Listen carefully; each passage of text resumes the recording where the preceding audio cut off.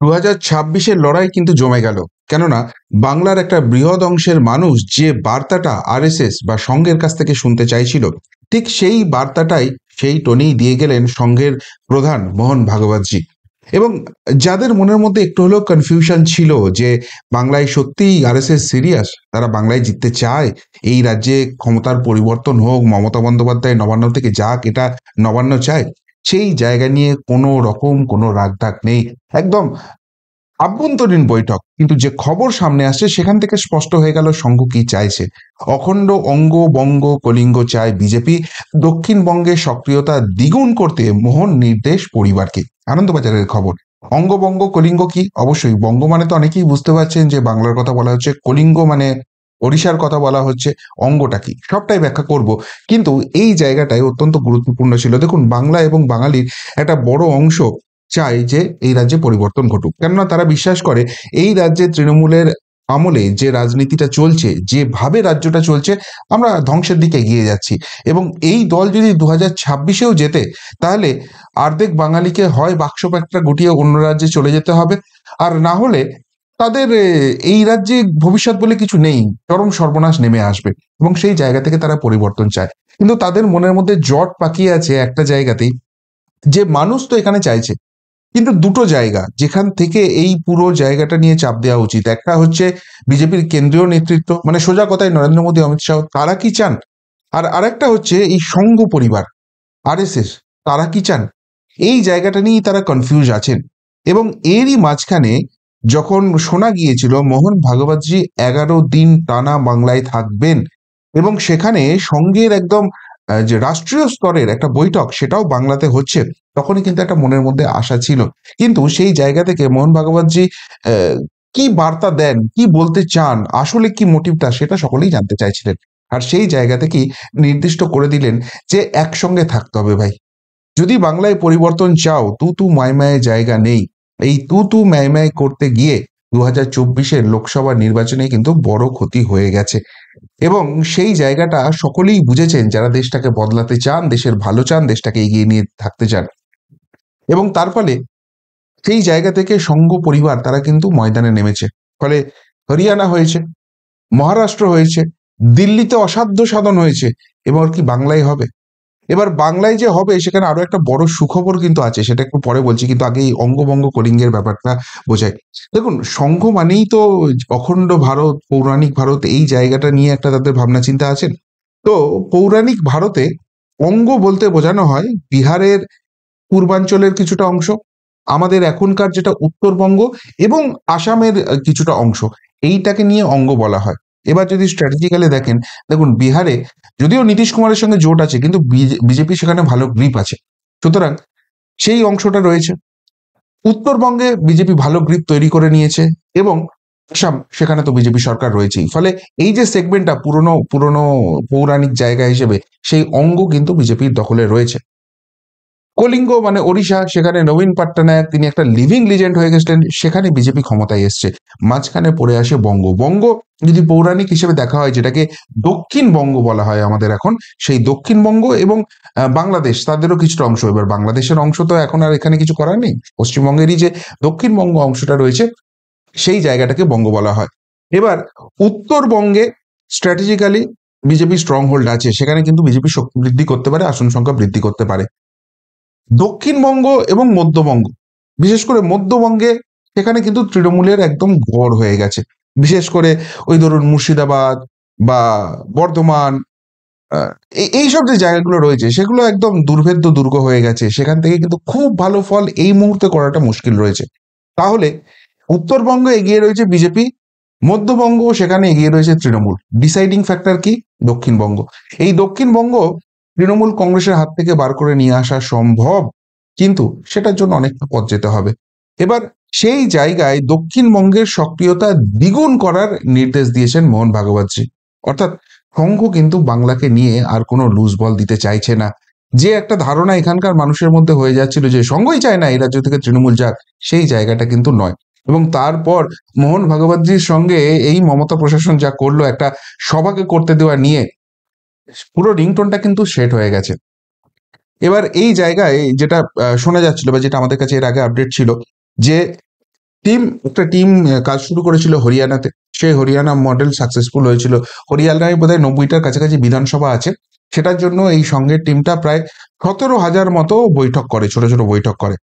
তারপরে সেই টিমটাকে বৃহৎ আকারে বাড়ানো হয় এবং তারা মহারাষ্ট্রে যায়। মহারাষ্ট্রে সেই টিমের আকার আয়তন অনেক বাড়ে। 17,000 বৈঠকের জায়গায় সেই বৈঠকটা হয় প্রায় 60,000-এর কাছাকাছি বৈঠক হয়। 288টা বিধানসভা আছে সেখানে। তারপর সেই টিমটা দিল্লিতে আসে এবং প্রায় 50,000। এবার ভাবুন, 288টা বিধানসভার জন্য 60,000 বৈঠক হয়েছে। দিল্লির 70টা বিধানসভার জন্য 50,000 বৈঠক হয়েছে। এরপর এই টিমটারই একটা অংশ বিহারে চলে গেছে, তারা সেখানে কাজ শুরু করে দিয়েছেন, এবং একটা অংশ পশ্চিমবঙ্গে ধীরে ধীরে আসছেন, পশ্চিমবঙ্গে তারা কাজ শুরু করছেন। এবং যেটা মনে করা হচ্ছিল যে বিহারের ইলেকশনটা অবভিয়াসলি ফোকাসে রাখতে হবে, বিহারের ইলেকশন মিটে যাওয়ার পর সংঘ ফুল ফ্লেজেড এখানে ঝাঁপিয়ে পড়বে। কিন্তু যেটুকুনি বোঝা যাচ্ছে রাজনৈতিক জায়গা, যে সেটা করতে গেলে কিন্তু অনেকটা দেরি হয়ে যাবে, বিশেষ করে তৃণমূলের মতো দলের বিরুদ্ধে যদি লড়তে হয়, মানুষকে যদি জাগ্রত করতে হয়। আর তাই যে সুখবরটার কথা বলছিলাম সেটা হচ্ছে, যেটা শোনা যাচ্ছে, যে মার্চ মাস থেকেই কিন্তু পূর্ণোদ্যমে পুরো টিম কাজে লেগে যাবে এখানে। আর সেই খবরটা, সেই আইবি রিপোর্টটাই কি মমতা বন্দ্যোপাধ্যায়ের কাছে পৌঁছে গেছে, নবান্ন প্রশাসনের কাছে পৌঁছে গেছে? সেই জন্যই কি তারা আতঙ্কিত হয়েছেন এবং মোহন ভাগবতজি তার সভাকে আটকানোর জন্য এই ধরনের একটা জায়গা তৈরি হচ্ছে? যদিও এই নিয়ে অফিসিয়ালি কেউই মুখ খুলছেন না, কিন্তু যেটুকুনি সংঘের তরফে বলা হচ্ছে, যে মোহন ভাগবতজির তরফ থেকে পরিষ্কার বার্তা এসছে, ওই যেটা যোগী আদিত্যনাথজি বলেছিলেন, যে ভাই বাটোগে তো কাটোগে, এক রहोगे তো সেফ রहोगे। এবং এই জায়গায় যেহেতু ডিসাইডিং ফ্যাক্টরটা হচ্ছে দক্ষিণবঙ্গ, সেইখানে কিন্তু সক্রিয়তা দ্বিগুণ করার নির্দেশ দেওয়া হয়েছে। অর্থাৎ এখানে কিন্তু দক্ষিণবঙ্গ যেটা বিশেষ করে, সেটা অনেকটা শহরাঞ্চল রয়েছে, প্রচুর শিক্ষিত মানুষ রয়েছে, এবং এই আরজিকর কাণ্ড বলুন, চাকরি দুর্নীতি বলুন, স্যালাইন কাণ্ড বলুন, এরা কিন্তু এটা নিয়ে অসম্ভব বিরক্ত। কিন্তু সেই বিরক্তিটাকে রাজনৈতিক কাজে ব্যবহার করতে হবে।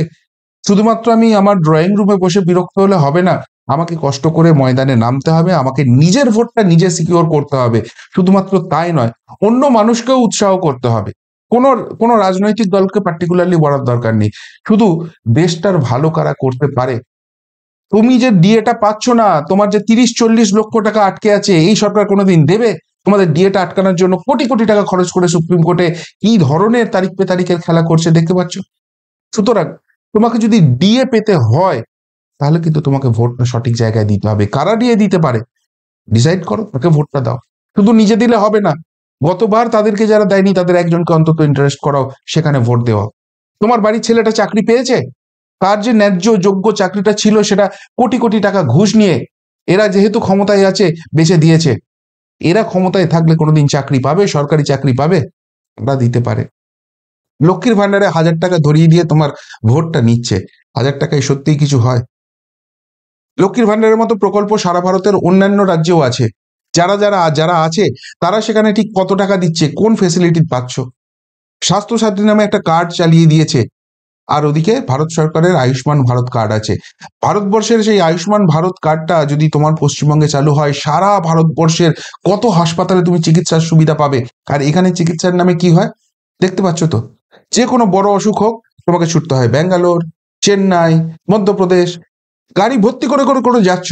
এমনকি এখন হাতের কাছে ভুবনেশ্বর এইমস হয়ে গেছে, সেখানে কত বাঙালিকে যেতে হয়, কিন্তু গিয়ে তোমার স্বাস্থ্যসাথী কার্ড সেখানে চলবে না, এই রাজ্যেই চলে না। অথচ শুধুমাত্র রাজনীতির জন্য আয়ুষ্মান ভারতকে আসতে দিচ্ছে না।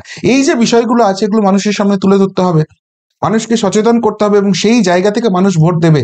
শুধুমাত্র ওই ধর্মান্ধ করে রেখে দেবে যে ভাই এখানে যদি কেউ কেউ এমন একটা রাজনৈতিক দল আসে, যারা এলি বেছে বেছে একটা বিশেষ সম্প্রদায়ের মানুষকে ওই বাংলাদেশ আর পাকিস্তানে পাঠিয়ে দেবে, এই বুজরুকি দিয়ে ভোটে জিতবে আর রাজ্যটাকে লুটে পুটে শেষ করবে, সেই জিনিস চলবে না।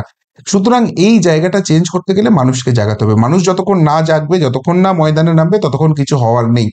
আর সেই কাজটাই ঠিক সংঘ করে। সংঘ কিন্তু সরাসরি রাজনীতির সঙ্গে কোনোদিন থাকে না, তারা মানুষকে সচেতন করেন এবং কোন জায়গাটা দিলে দেশ গড়তে সাহায্য হবে সেই সিদ্ধান্তটা নিতে মানুষকে উদ্বুদ্ধ করেন। আপনি ভোটটা দিন, আপনি ভোটটা যে দিতে যাচ্ছেন না, আপনার ভোটটা অন্য কেউ চুরি করে দিয়ে দিচ্ছে এবং এমন জায়গা দিচ্ছে যার জন্য আপনাকে ভুগতে হচ্ছে। কেন? সব কাজ ছেড়ে রেখে আগে ভোটটা দিন। আপনি আপনি বাড়িতে বসে থাকছেন, ভোটের দিনটাকে আপনি একটা ছুটির দিন হিসেবে দেখছেন, মাংস ভাত খাচ্ছেন, টিভি দেখছেন, আরে ওখানে বোম পড়লো, ওখানে এই করলো, আপনি সেইগুলো নিয়ে ব্যস্ত থাকছেন। অথচ দেখুন, একটা নির্দিষ্ট জায়গা রয়েছে, একটা নির্দিষ্ট কিছু লোক রয়েছে যারা কিন্তু কিচ্ছু খাবে না, জলস্পর্শ করবে না, কিন্তু গিয়ে ভোটটা আগে দিয়ে আসবে। তাদের এলাকায় 80%, 90%, 95% পোলিং হয়ে যাচ্ছে, আপনি বাড়িতে বসে থাকছেন আর তারপর বলছেন যে এখানে এত কিছু অন্যায় হচ্ছে। এখানে শিক্ষার জন্য কত টাকা বরাদ্দ হচ্ছে আর মাদ্রাসা শিক্ষার জন্য কত টাকা বরাদ্দ হচ্ছে, এই নিয়ে আপনি তর্ক করছেন। কিন্তু সেই জায়গাটা ইকুয়াল করতে হবে, সেটা করতে গেলে গণতান্ত্রিক পদ্ধতি, ভোট দিতে হবে। যাক, এই যে বিষয়গুলো রয়েছে, সংঘ পরিবার কিন্তু সেইটা নিয়ে ময়দানে নামতে চাইছে এবং সেটা মার্চ মাস থেকেই শুরু হয়ে যাচ্ছে। কিন্তু তারা একটা নামতে হয় নামা, আর একদম তেড়ে ফুঁড়ে নামা যে না হয় এসপার নয় ওসপার করব, দুটোর মধ্যে ডিফারেন্স আছে। এবং সংঘ যে এবার এসপার ওসপার চাইছে, বিশেষ করে বাংলাদেশ পরবর্তী পরিস্থিতিতে যে অনুপ্রবেশের সমস্যা হচ্ছে, ভাই রাজনৈতিক দল ডিফারেন্ট হতে পারে, কিন্তু দেশের সুরক্ষা স্বার্থে কোনো আপোষ নয়, কিন্তু কম্প্রোমাইজ হচ্ছে দেশের সুরক্ষা, পরিবর্তনটা চাই সেই জন্য। এই যে জিনিসগুলো, এটা কিন্তু সংঘ বুঝছে এবং সেই জায়গা থেকে বার্তাটা কিন্তু স্পষ্ট করে দেওয়া হয়েছে, সঙ্গীদের বার্তা দেওয়া হয়েছে। ফলে দক্ষিণবঙ্গে যখন সক্রিয়তা দ্বিগুণ করতে বলা হয়েছে, সেখানে অ্যাক্টিভিটি ডেফিনেটলি বাড়বে এবং সংঘের অ্যাক্টিভিটি বাড়লে সেখানে কিন্তু শিক্ষিত সমাজ জোরে দেশ গড়তে তারা কিন্তু এগিয়ে আসে এবং সেখানে অনেক ফলাফল অন্যরকম হয়। আমরা হরিয়ানা দেখেছি, আমরা মহারাষ্ট্র দেখেছি, আমরা দিল্লি দেখেছি, বাংলা নিয়ে টেনশন ছিল, কিন্তু মোহন ভাগবতজির এই বার্তার পর সেই সমস্ত কিছু কিন্তু ক্লিয়ার হয়ে গেল এবং তার ফলে 26-এর ভোট যুদ্ধ যে এখনই বলে দেওয়া যায় জমে গেছে, এ নিয়ে আর নতুন করে ভাবনার কিছু নেই। আপনাদের কি মনে হয়, সংঘ বা মোহন ভাগবতজি যে বার্তা দিয়ে দিল এবং যে ছবিটা স্পষ্ট করে দিল, সেই জায়গা থেকে এবার বাংলার ভোট যুদ্ধটা, এবার বাংলার রাজনীতিটা সম্পূর্ণ অন্য পথে প্রবাহিত হবে? বিশেষ করে যারা ভুগছিলেন এই আতঙ্কে যে আমরা যাই খুশি করি, আমরা ভোটটা দিই, সেটিং তো হয়েই আছে, কিছু হবে না, সেই সেই লক গেটটা ভাঙবে এবং তাতে অনেক ভোটের হিসেব এদিক ওদিক হয়ে যাবে। নাকি বাংলা বড় কঠিন ঠাঁই, এখানে এত সহজ নয় সবকিছু করা? উত্তরটা অবশ্যই কমেন্ট বক্সে কমেন্ট করে জানাবেন। এখনকার মতো এখানেই শেষ করলাম, ফেরত আসছি নতুন প্রতিবেদন নিয়ে খুব তাড়াতাড়ি। ভালো থাকবেন, সাথে থাকবেন, পাশে থাকবেন।